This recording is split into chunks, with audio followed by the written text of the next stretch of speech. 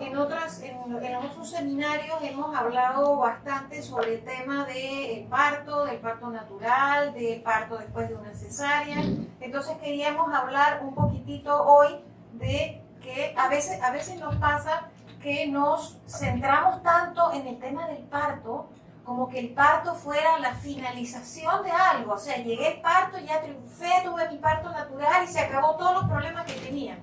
En realidad, el parto es el inicio de un largo proceso de crianza que se va a iniciar en la primera hora de vida de ese bebé y en lo que ahora llamamos la primera hora sagrada. Y la llamamos así, no nosotros, sino los organismos internacionales que se ocupan de estos temas han dado en llamarlo la primera hora sagrada, porque en esa primera hora se definen muchas de las cosas que van a pasar con su bebé en el resto de su vida. La siguiente. En el momento del nacimiento, el bebé sufre una serie de cambios muy grandes. Inicia lo que se llama su etapa de transición. Y es la transición de todo lo que estaba pasando en la vida intrauterina a todo lo que tiene que pasar en la vida afuera de la barriga. Entonces, ese bebé experimenta de repente un enorme cambio circulatorio porque su sistema circulatorio estaba acoplado al sistema circulatorio de la placenta. Y en el momento del nacimiento del bebé, ese sistema circulatorio va a ir disminuyendo su aporte hasta que termina de hacerlo, hasta que cortamos el cordón y el bebé se ve totalmente separado del sistema circulatorio placentario. Pero eso implica que tiene su propio sistema circulatorio que va a tener que equilibrar. Por supuesto que hay cambios respiratorios porque dentro de la barriga el bebé estaba respirando su oxígeno a través del cordón umbilical y los pulmones, su sistema respiratorio, que es casi el único órgano que no funciona dentro de la barriga, tiene que empezar a funcionar rápidamente y muy eficazmente en el momento del nacimiento. Se produce en ese momento la expansión pulmonar y el llenado de aire de esos pulmones, que eran como globitos vacíos adentro de la barriga y que de repente se expanden y se llenan de aire. El bebé también estaba dentro de la barriga en una temperatura fija de 37 grados, que es la temperatura del cuerpo de la madre, y ha pasado 9 meses desarrollándose así, allí. De repente sale al exterior a unos sitios que, dependiendo de donde estemos, pueden ser muy cálidos, pueden ser muy fríos. En los hospitales en general son congelados, en las casas suelen ser relativamente cálidos, pero el bebé tiene que adaptarse y cambiar su temperatura corporal para compensar su metabolismo. Tiene que iniciar a satisfacer su reflejo de succión. En el momento del nacimiento los bebés tienen el reflejo de la succión muy vivo y muy rápidamente empieza la búsqueda del pezón. Y van a iniciar así su alimentación oral. El bebé se alimentaba a través del cordón umbilical y va a tener que empezar a alimentarse a los pocos minutos de vida a través de su sistema digestivo. Inicia el funcionamiento entonces de ese sistema digestivo que estaba medio dormidito, que solamente contenía un poco de sales digestivas que van a formar el meconio. Inicia el proceso de colonización de la flora digestiva que va a acompañar a ese bebé durante una buena parte de su vida. Empieza la socialización de ese bebé vivía encerradito en una bolsita, él sospechaba que había alguien más afuera de la barriga porque escuchaba voces y sentía movimiento, pero no estaba muy seguro, y de repente se encuentra en un mundo poblado de personas a quienes tiene que conocer, especialmente a su mamá y a su papá en el inicio de la vida. Todas estas cosas y muchas más, porque su metabolismo empieza a funcionar de otra manera, muchas cosas más ocurren en los primeros minutos de vida del nacimiento del bebé y van a continuar durante las primeras semanas de su desarrollo. La siguiente. ¿Y qué es lo que hacemos con ese bebé recién nacido, muy saludable, que tuvo un parto o una cesárea muy exitosa cuando damos a luz en un hospital? Ese bebé que tiene que hacer todo ese trabajo, que es muy estresante, que es muy intenso y que es muy pesado, inmediatamente le cortamos el cordón umbilical. En los hospitales el bebé nace, con suerte se coloca en el abdomen de la madre y de una vez le cortan el cordón umbilical. Se entrega a su mamá durante un momentito, mírelo mamá, mire qué bonito es, mire sus deditos, muy bien, me lo voy a llevar porque tenemos que limpiarlo. Se instala en una incubadora de reanimación que está ahí cerquita, se le hace un secado vigoroso a ese pobre bebé. Ese pobre chiquillo que acaba de salir y que ya se le empezó a hacer todo eso, por supuesto que está llorando desesperado porque se está pegando un susto horrible con todas las cosas que le hacen. Se le aspira la nariz y la boca con una perillita porque el bebé viene saliendo de una bolsita de agua y tiene agua en la boca, tiene agua en los oídos, tiene agua en las vías respiratorias. Entonces lo primero que se le hace es que se le aspira el líquido con una perilla o con una sonda que se coloca en la nariz y en la boca y se aspira todo. La mayoría de las veces se le administra oxígeno por las dudas, porque todo igual lo ve un poco moradito, así que por las dudas vamos a colocarle una mascarita de oxígeno. Se le hace una aspiración, esa sondita con la cual le aspiré la nariz y la boca, se la meto hasta dentro del estómago para sacarle, si por las dudas a veces tiene un poquito de líquido dentro del estómago. Entonces le meto la sonda y le aspiro el líquido que el bebé tiene dentro de la barriga. Con esa misma sondita se la pongo dentro de la cola para estar seguro de que la colita está permeable, porque 1 de cada 5.000 niños puede nacer con la colita cerrada. Entonces, para asegurarnos que ese bebé la tiene abierta, le coloco la sonda dentro del ano. Mientras tanto, le escuché el corazón, sé que sus pulmones están respirando, lo peso, lo tallo, ¿sí? Porque ese es el dato que todo el mundo pregunta, ¿cuánto pesó? ¿Y cuánto pesó ese bebé? Todavía no lo han pesado. La siguiente. Inmediatamente lo envuelvo rápidamente en sabanitas, se lo muestro a la mamá de nuevo. Mira mamá, qué lindo está tu bebé, dale un besito que nos tenemos que ir al cuarto de niños. Pongo al bebé en una incubadora de transporte, y lo traslado al cuarto de niños, que normalmente está no muy cerca de la mamá, a veces en otro piso. El bebé allí se baña, casi inmediatamente que llega al cuarto de niños, se baña al bebé. Se le da una inyección intramuscular de vitamina K para evitar determinados problemas de la coagulación. Se le da la inyección de la vacuna de la hepatitis porque es protocolo en este país darle la vacuna de la hepatitis en el momento del nacimiento. Se coloca en una incubadora porque después de tantas cosas que le hicimos y el pobre bebé en esos hospitales congelados ha disminuido un poco su temperatura, entonces para que se caliente lo colocamos en una incubadora. Y cuando termino de hacer todo eso, y dependiendo del turno de enfermería y dependiendo de la hora de la noche que ha nacido el bebé, 2 horas o 4 horas o 6 horas después se entrega a su mamá. Quedaron todos en shock. ¿Cuántas de estas cosas que hemos dicho son necesarias e imprescindibles de hacer a un bebé recién nacido? Absolutamente ninguna. Ninguno de todos estos procedimientos que se le hace a los bebés en los primeros minutos u horas de vida son necesarios hacer en ese momento.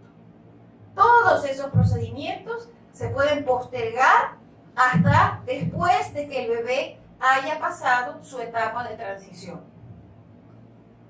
Ahora sí, lo siguiente. ¿Qué es lo que hace normalmente un bebé sano cuando no le hacemos todas estas cosas innecesarias que se hacen en los hospitales?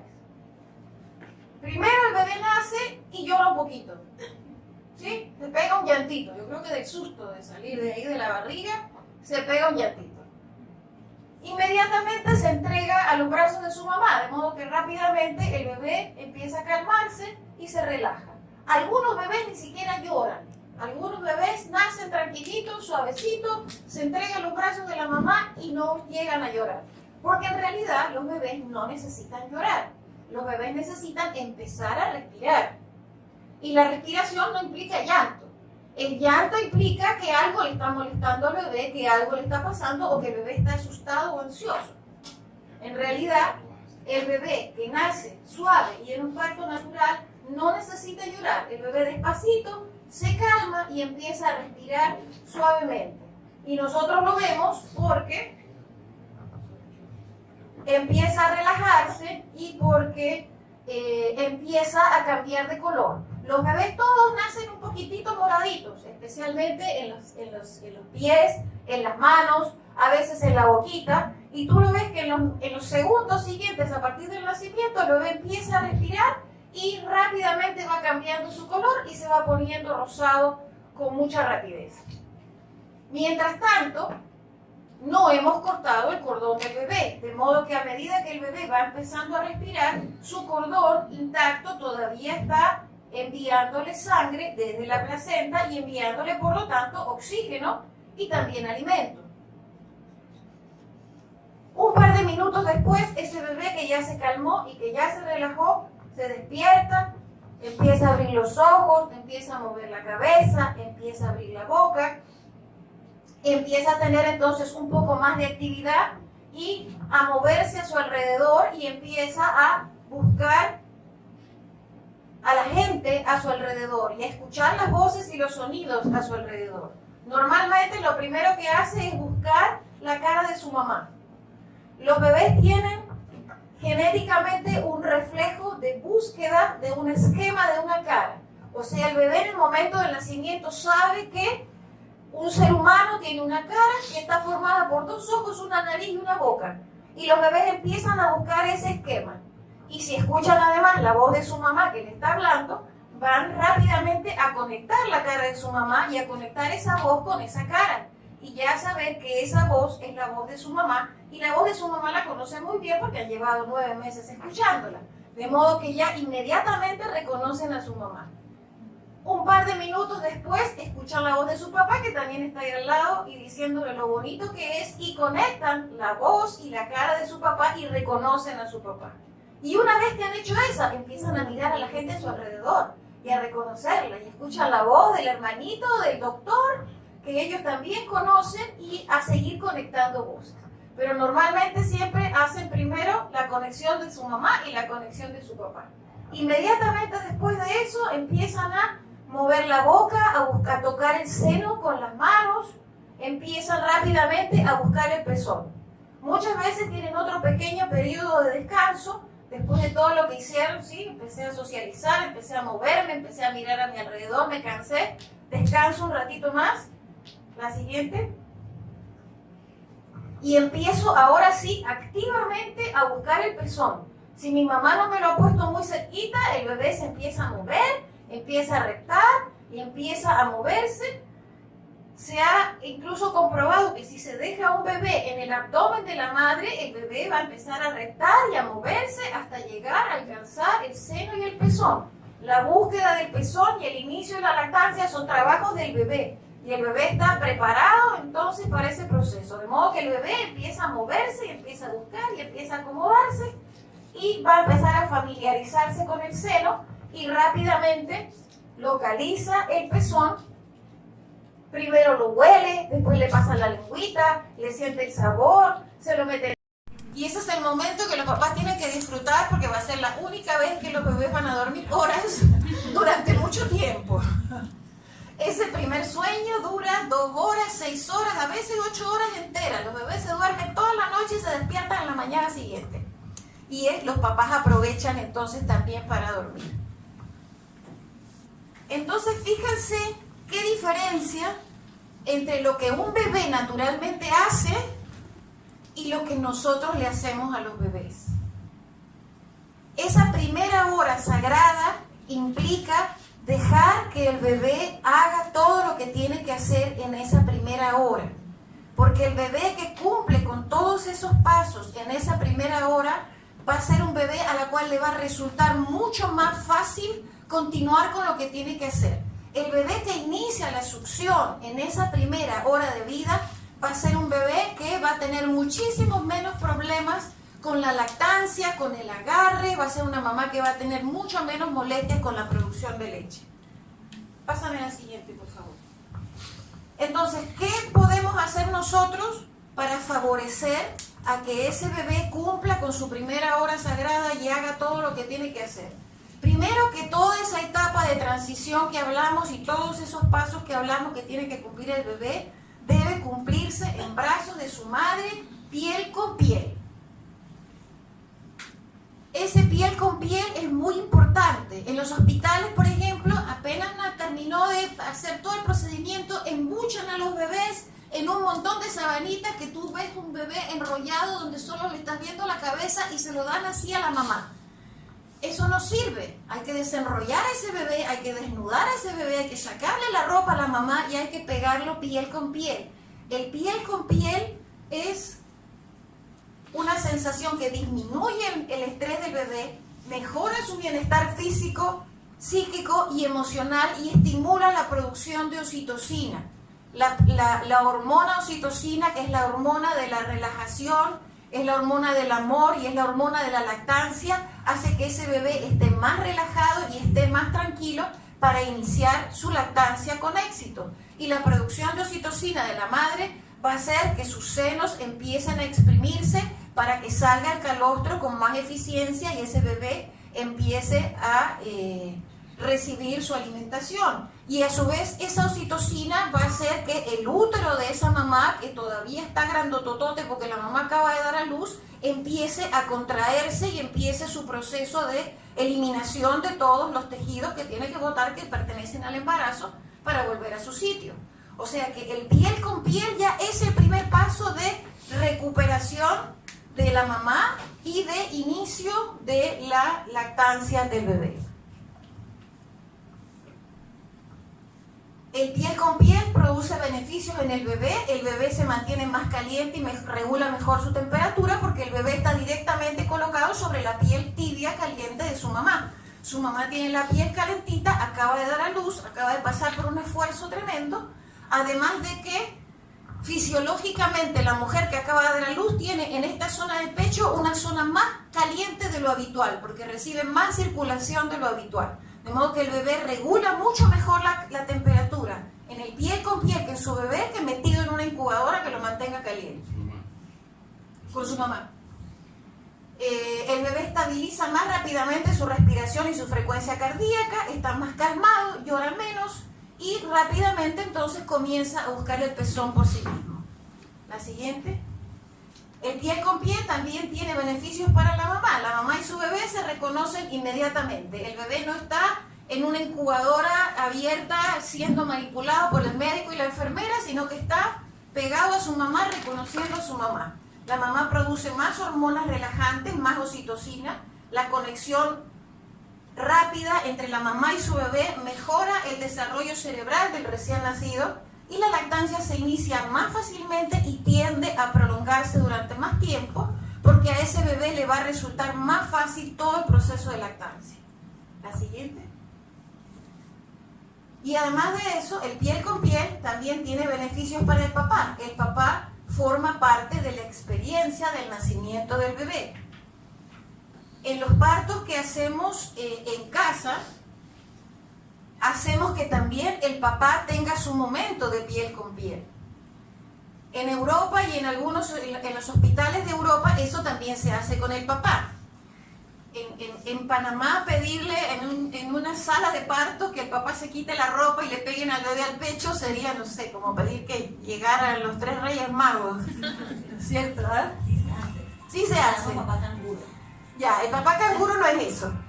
No, el papá canguro es que cuando el bebé se lo lleva en el cuarto de niños, en vez de llevarlo en una incubadora de transporte, se lo entregan en los brazos al bebé, ponen al papá en una silla de ruedas y el papá lo lleva desde la sala de parto al cuarto de niños a su bebé en brazos. Vestidos, los dos.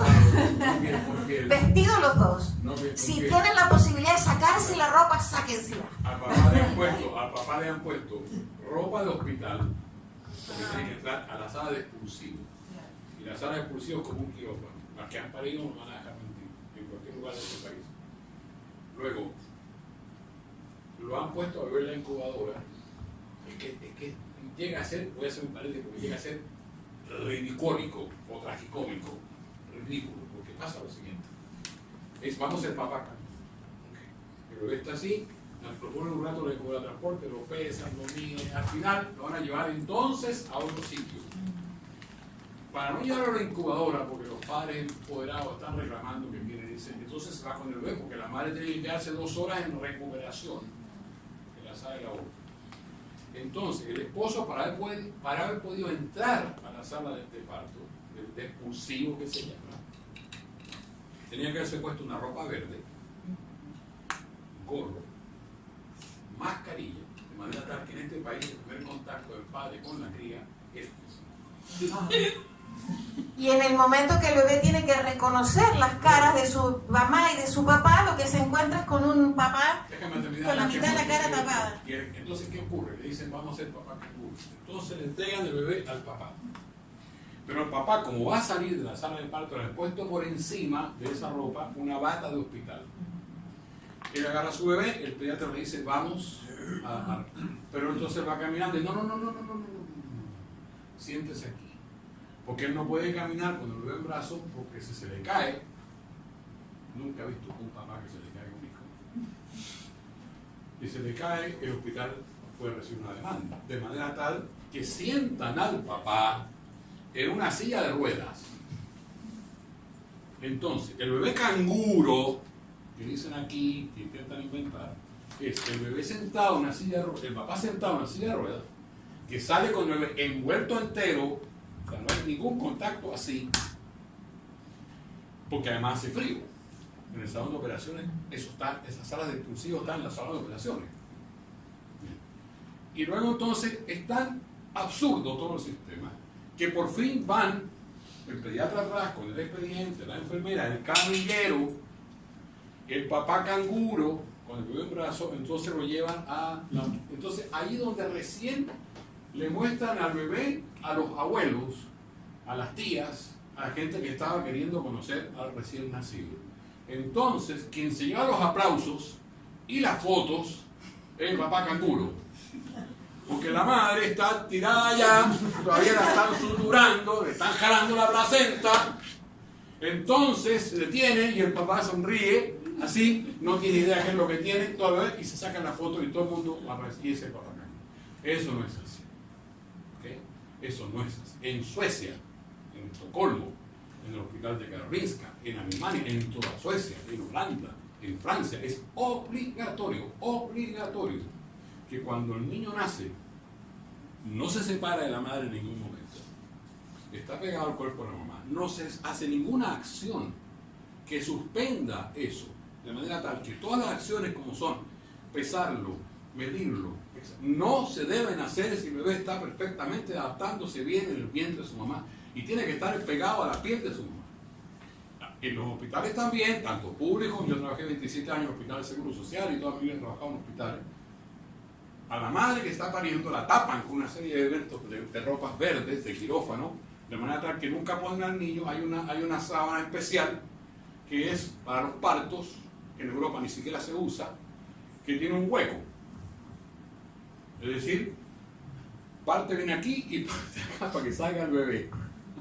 Entonces nace el niño y ponen al bebé. Siempre me ha dado como un poco de susto que el bebé salga por el hueco. Sí, porque la mujer se mueve a veces. Claro. Bien, tienes que estar todo el tiempo corrigiendo para que el hueco esté ahí, porque si no, no nace. Pero además, lo trae, entonces el niño queda, lo ponen encima. Yo me la pasé todavía en el segundo, o sea, sacando eso para ponerse al bebé aquí. No, lo tapan de nuevo. Entonces no está en contacto con la piel de la mamá, lo ponen encima de la sábana esa. O sea, que no está en contacto. Pero en Suecia y en Europa es obligatorio. Yo tengo un nieto que acaba de nacer en España y es obligatorio. Cuando terminó el parto, se produjo el vínculo en la misma habitación, en ninguna otra sala de expulsivo. La madre con la madre, el chiquillo empieza a chupar la teta, sale la placenta, y la madre quiere o prefiere tomarse una ducha o descansar un rato, o no descansar, recuperarse un poco. Entonces se le pide al papá que se saque la camisa y que sostenga a su bebé. Y el papá se queda un ratito esperando que la esposa se duche, salga de allí con el bebé pegado a su cuerpo. Y hay papás que tienen bastante pelo y empiezan a decir, doctor, y no me van a chupar los pelos. Porque se produce un momento, que es lo que vamos a explicar aquí, que es muy importante, que se llama el encantamiento amoroso. Es decir, esta es una cosa. Yo quiero hacer un paréntesis, perdona Graciela, que es lo siguiente. Y voy a mostrar un video, una cosa que si lo que puedan venir las mamás me van a contar. Esto no se trata de hablar más de los hospitales y no de tener parto en los hospitales. En los hospitales se puede perfectamente batallar para que tú tengas una experiencia como debe ser.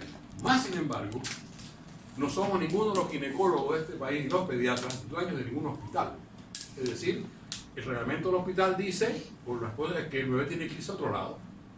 Porque te voy a decir la verdad, eso está para justificar gastos y para pedirle a la gente que pague más. Porque si no pusieran en cobrar transporte, si no lo llevaran por otro lado, para el rooming y lo demás, cuando viene el listado de gastos que se hicieron, no viene eso, viene mucho menos. Bien.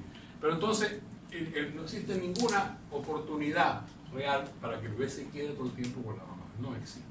Más sin embargo, batallando y haciendo la defensa, se puede lograr un montón de cosas. Pero es un ambiente muy adverso. Entonces, por eso que nos hemos visto obligados a tratar de enfrentar esto de una manera un poco más clara, haciéndolo de otra manera. Punto. Para que la gente vea e entienda desde el punto de vista práctico cómo esto funciona. Pero el encantamiento amoroso, ¿qué es lo que es? Hay ciertas cosas que necesito, porque de todos modos la intervención de Graciela es muy de nosotros los médicos. Son las diapositivas, los esquemas, pero esto es una experiencia de vida. Esto no es una cosa tan médica así, porque no es médica realmente. Y consiste en lo siguiente. El nacimiento humano, por eso es la primera hora sagrada de la vida, porque pasa lo siguiente. El ser humano es un ser social. ¿Qué significa? ¿Es un mamífero? ¿Somos mamíferos o no? ¿Ah? Sí. ¿Hay alguna diferencia entre nosotros y un ratón? Ninguna. Las ratonas tienen placenta y dan pecho. Las conejitas, lo mismo. Las delfinas, igual. Entonces no hay ninguna diferencia. Bien. Pero el ser humano es el más inteligente del mundo animal. Sin embargo, el ser humano tiene la corteza cerebral. Y la corteza cerebral es el sitio de abstracción. O sea, si yo tengo a una perrita que se está pariendo y la perrita está aquí y ese fue el rincón que ella buscó y se está pariendo y yo la muevo un poquito porque acá hay gente, la pongo, ella se estresa en ese momento, pero ella no sabe dónde la llevan porque ella no es un ser humano. Si pongo una mujer panameña que nunca, porque no las dejan en los hospitales, no la dejan entrar a la sala de expulsivo, no la dejan entrar porque ese es un quirófano y tienen que vestirse, no la conocen. Me van a dar que el lugar donde ella van a dar a luz nunca lo han visto, pero saben perfectamente. No, y tú haces el tour y te llevan nada más hasta la entrada. hasta la puerta. Ni lo puedes ver. No puedes ver el área donde van a hacer tu bebé. No lo puedes ver. Entonces, ¿pero qué pasa? Alguien te contó, una amiga te contó cómo era, alguien sacó una foto alguna vez y todas las mujeres saben que eso es un quirófano, con lámparas de quirófano y todo lo demás, aunque no haya estado porque somos seres humanos. Entonces, al momento de llevarla yo a la sala de expulsivo, ella sabe dónde la lleva y se estresa muchísimo más. ¿Okay? Entonces, el problema está en que el nacimiento del ser humano es, nosotros somos una especie social que necesitamos entender y socializar con los demás. El paso del cerebro humano, la empatía, el mecanismo de comunicación con el mundo, que la empatía significa la capacidad de entender lo que a otro le pasa. Esa socialización se dispara en la especie humana en el momento en que el niño nace. Porque él está los 9 meses de embarazo, escuchando ruidos, escuchando las voces de los padres, no está viendo poquita luz o casi no tiene luz, está en un medio acuático, él tiene una socialización. Por eso es que las mamás le hablan, y más sin embargo él nunca ha podido ver a otra persona. La primera vez que el ser humano ve a otro individuo con sus ojos, lo huele directamente, es cuando nace. Y eso se produce, el disparo se produce en esa ventana biológica que es el momento del nacimiento. ¿Y en qué consiste una ventana biológica? Es lo siguiente, hay momentos en la vida en donde una serie de eventos biológicos ocurren y dejan grabados para siempre en el cerebro, lo que los gringos le llaman una impronta, una huella para toda la vida. Vamos a hacer un paréntesis. Todos ustedes tienen marido, novio, pareja, viven todos juntos. Ustedes pasaron necesariamente, por eso están juntos aquí, por una etapa que se conoce el encantamiento amoroso. El encantamiento amoroso es una etapa biológica también. También es una ventana. ¿Qué es el encantamiento biológico? Es la canción de Rubén Blades, el salsero panameño.